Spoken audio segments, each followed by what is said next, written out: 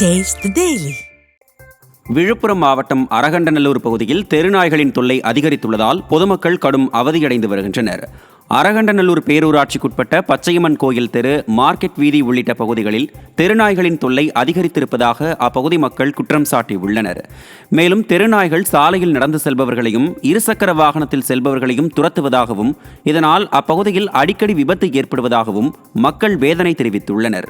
எனவே நிர்வாக திறனற்ற அரசு உடனடியாக இதுகுறித்து நடவடிக்கை எடுக்க வேண்டும் என வலியுறுத்தியுள்ளனர். வேலூரில் 18 வயது நிரம்பாத சிறுவன் இருசக்கர வாகனத்தை இயக்க அனுமதித்த தந்தை கைது செய்யப்பட்டார். வேலூர் பழைய பேருந்து நிலையம் அருகே உள்ள அண்ணா சாலையில் அதிவேகமாக இருசக்கர வாகனத்தை இயக்கிய 3 பள்ளி சிறுவர்களை பிடித்த போலீசார் வாகனத்தை ஓட்டிய சிறுவனின் தந்தை மீது 8 பிரிவுகளின் கீழ் வழக்கு பதிவு செய்து கைது செய்தனர். மேலும் வாகனத்தை ஓட்டிய இளஞ்சிறாருக்கு 25 வயது முடியும் வரை வாகன ஓட்டுநர் உரிமம் பெறுவதை தடை செய்யுமாறும் மோட்டார் வாகன ஆய்வாளருக்கு பரிந்துரை செய்யப்பட்டுள்ளது.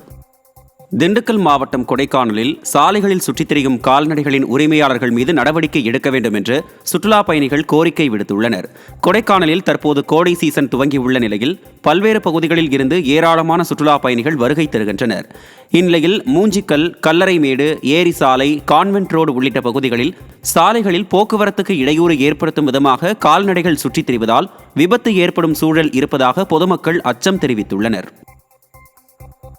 தூத்துக்குடி மாவட்டம் ஸ்ரீவைகுண்டம் அருகே தாமிரபரணி கரையோரம் வெள்ளத்தடுப்புச் சுவர் அமைக்க விதிக்கப்பட்டுள்ள தடையை நீக்க விடியா அரசு அதிகாரிகளுக்கு பொதுமக்கள் கோரிக்கை விடுத்துள்ளனர். ஸ்ரீவைகுண்டம் புதுக்குடி தாமிரபரணி ஆற்றின் கரையோரம் தடுப்பு சுவர் அமைப்பதாக கூறி நீர்வளத்துறையினர் கரையை உடைத்த நிலையில் தடுப்பு சுவர் அமைக்க வனத்துறை தடை விதித்துள்ளது.